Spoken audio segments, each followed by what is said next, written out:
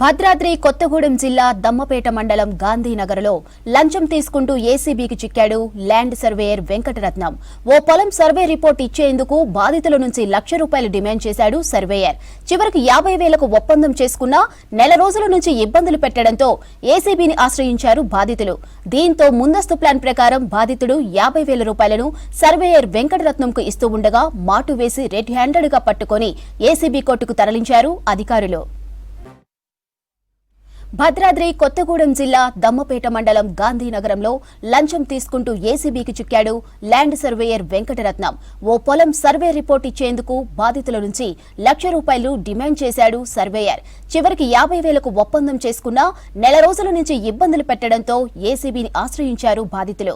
దీంతో ముందస్తు ప్లాన్ ప్రకారం బాధితుడు ₹50,000 సర్వేయర్ వెంకటరత్నంకు ఇస్తూ ఉండగా మాటు వేసి రెడ్ హ్యాండెడ్గా పట్టుకుని ఏసీబీ కోర్టుకు తరలించారు అధికారులు.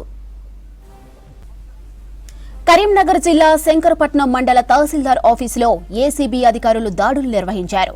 ఓ రైతు దగ్గర నాలా కన్వెన్షన్ కోసం 6,000 డిమాండ్ చేశారు డిప్యూటీ తహసీల్దార్ మల్లేశం. దీంతో లంచం ఇవ్వడం ఇష్టం లేని రైతు ఏసీబీని ఆశ్రయించాడు.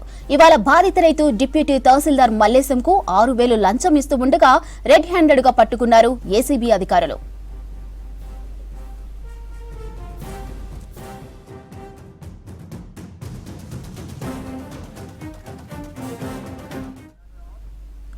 కరీంనగర్ జిల్లా శంకరపట్నం మండలం తహసీల్దార్ ఆఫీసులో ఏసీబీ అధికారులు దాడులు నిర్వహించారు.